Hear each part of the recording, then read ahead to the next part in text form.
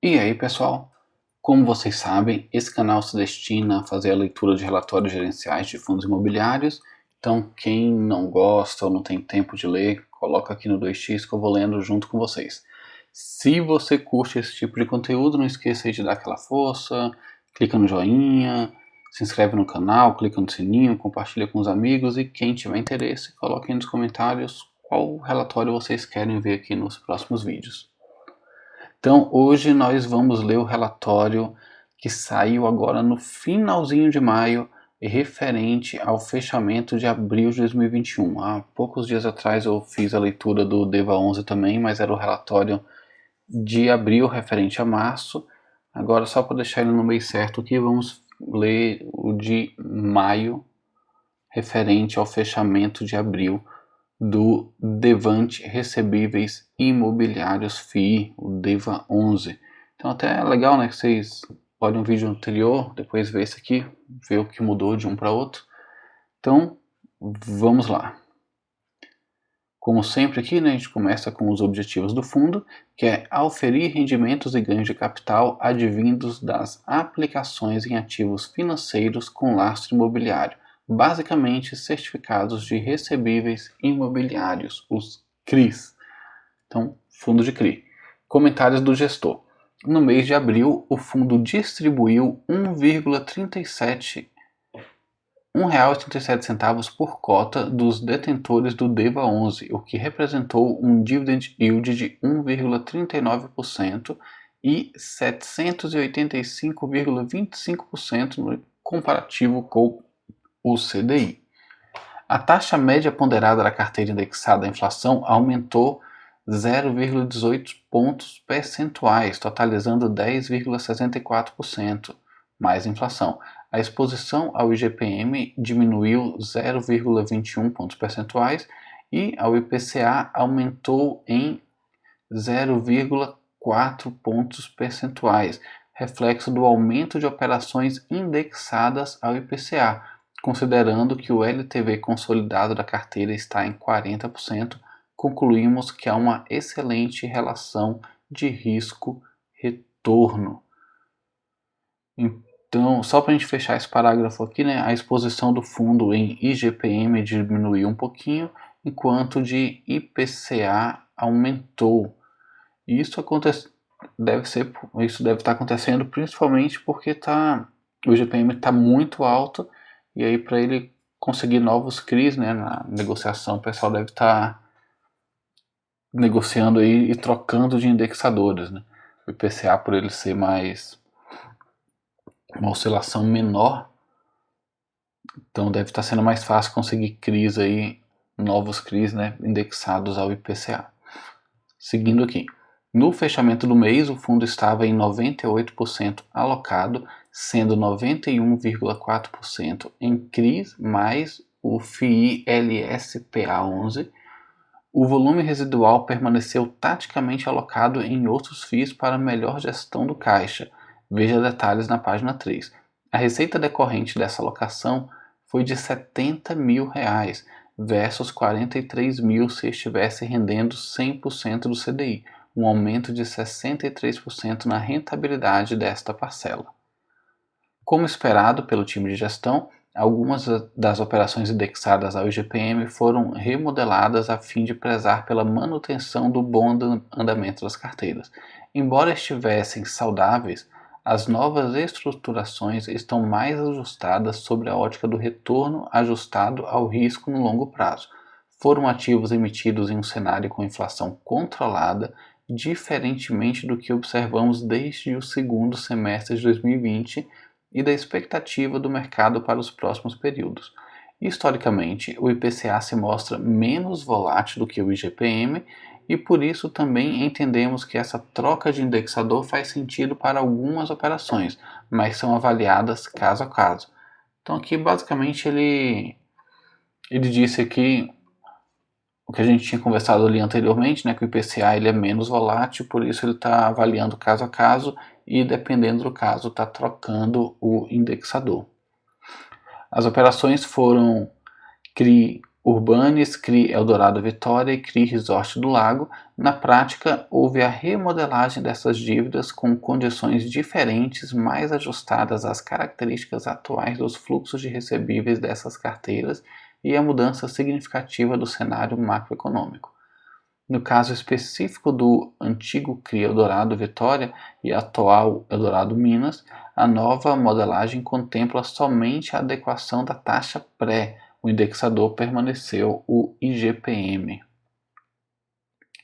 Destacamos que, ainda assim, a taxa média ponderada da carteira não foi reduzida, se mantendo em linha com o mandato do fundo e com a expectativa da gestão, que ele mostra um gráfico com o IPCA, que é o verde mais escuro aqui, e o verde mais claro, o IGPM. Dá para ver que a partir aqui de maio, junho de 2020, né, finalzinho do primeiro semestre, início do segundo, ele já abriu a boca do jacaré aqui, o IGPM está completamente descontrolado. Então, como resultado da elevada liquidez do fundo observada desde o primeiro dia de negociação no mercado secundário, o fundo passou a compor a lista de fundos do IFIX, indicador de performance dos fundos imobiliários no B3, com uma participação de 0,72%. Então aqui temos a distribuição de dividendos, né, do DEVA 11, a distribuição por cota de 1,37, o dividend yield mensal de 1,39%, o dividend yield gross up de 1,63% e, em relação ao percentual do CDI, 785,25%. A composição do resultado mensal aqui tem algumas despesas aqui, por exemplo, abril teve despesas na casa dos 25 centavos, teve esse verde mais claro aqui são os juros diários de 57 centavos, 89 centavos de correção monetária e mais 16 centavos de outras receitas. Então a gente consegue ver que a parte aqui, desde setembro de 2020, a parte de correção monetária é a maior, que é onde o fundo está mais ganhando dinheiro. A correção monetária é basicamente aqueles indexadores, né? O IPCA, o IGPM, INPC. Então, dá para ver que a inflação aqui está bem descontrolada e o fundo está sendo bem rentável por essa correção monetária, né? Então isso aqui é interessante para vocês ficarem ligados.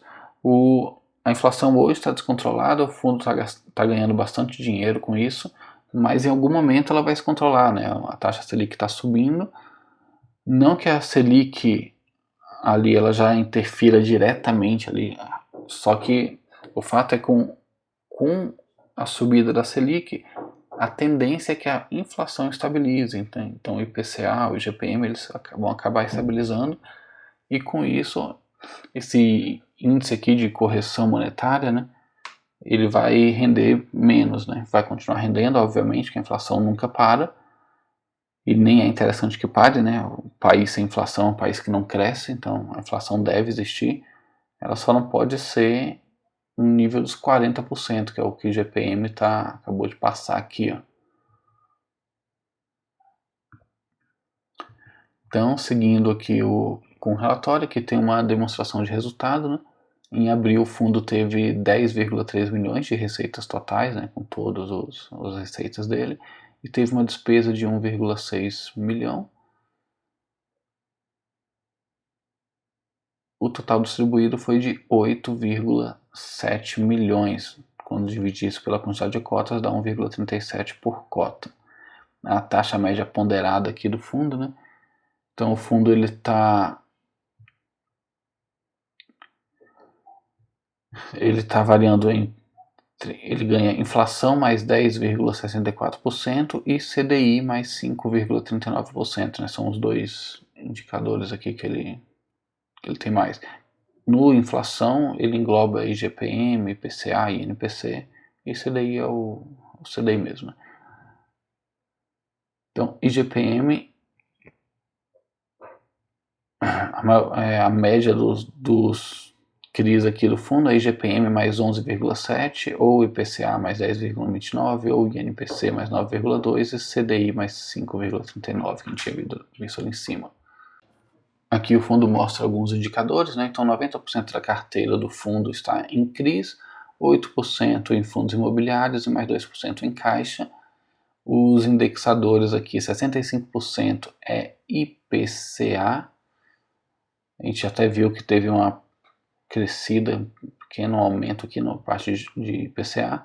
IGPM está com 22% da carteira. Tem os fundos imobiliários com 9%, INPC com 1% e CDI com 3%. A subordinação aqui dos CRIs, né, 48% são cotas sênior, 39% cotas únicas, né, 10% subordinadas e 3% mezanino.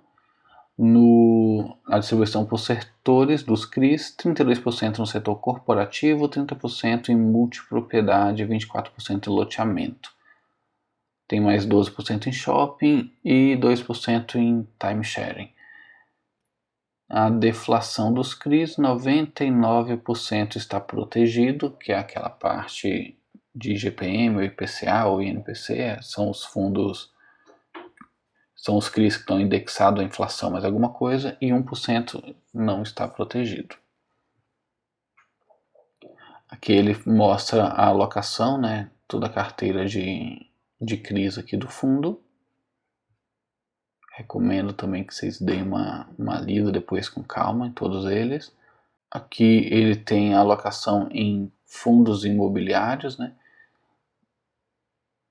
O que ele tem mais é o LSPA11 do setor residencial, com 1,4% do patrimônio líquido, mas ele também tem DVFF, MCCI, KNIP, BTCR. Então tem vários aqui, tem o Vigi. Vamos ver o que ele fala desses dois principais aqui. O DVFF tem 4,8% do patrimônio líquido do fundo, né? Tá bem relevante aqui. Então vamos lá. Com relação ao LSPA11. Embora o LSPA11 seja um fundo imobiliário, sua estrutura é muitíssimo similar à de um ativo de dívida CRI, pois possui prazo, remuneração e garantias definidas. Essa alocação não entra na linha tática, devendo permanecer no portfólio do fundo no longo prazo.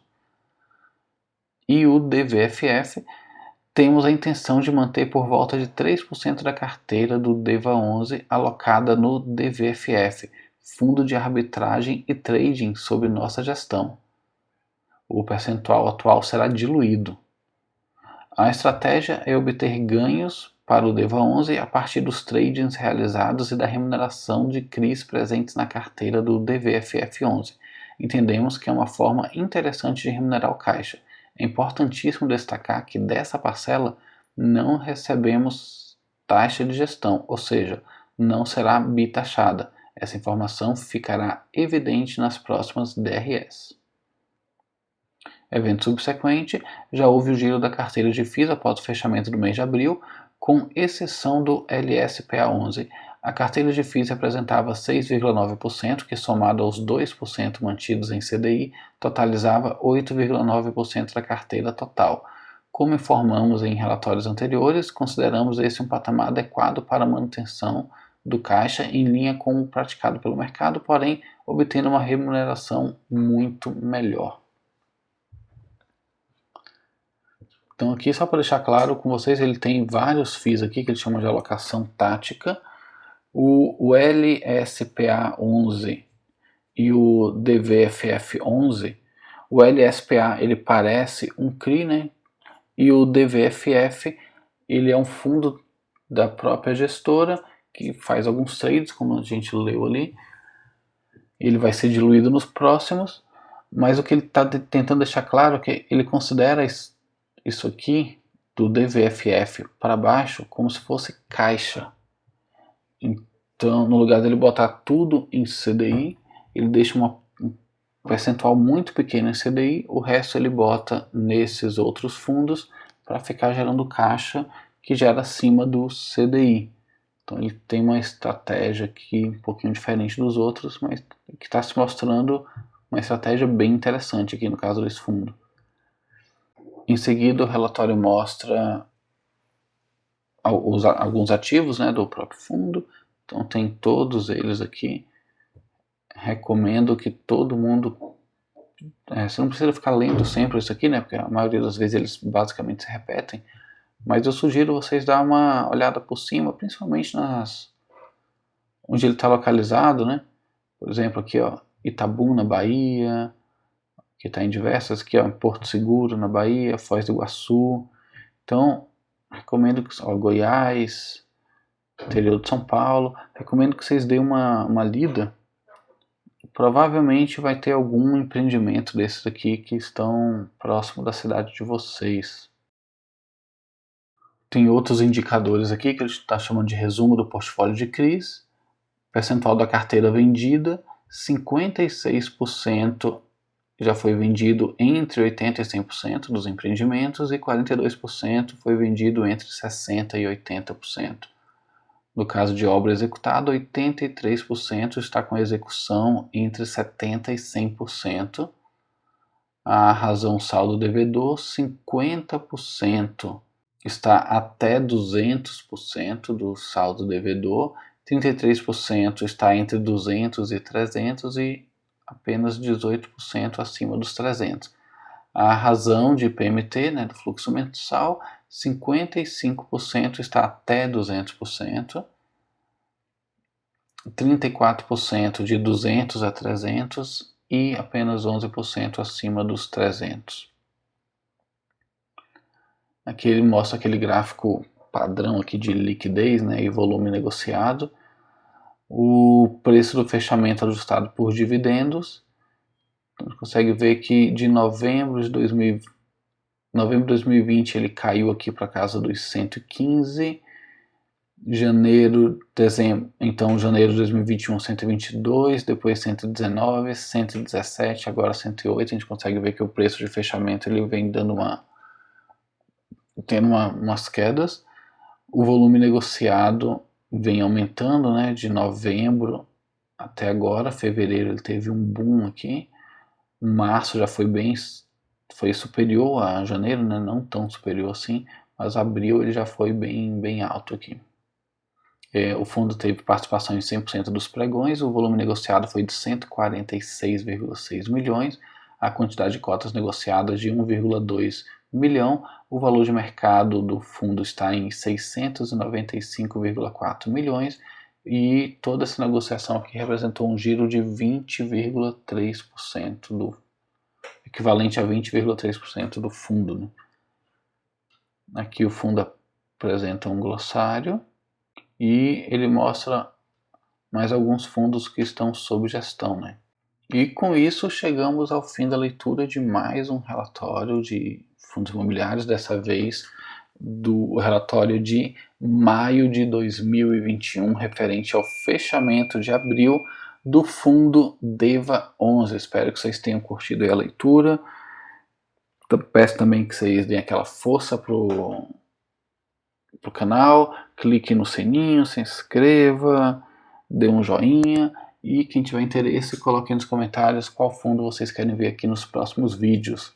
Até mais!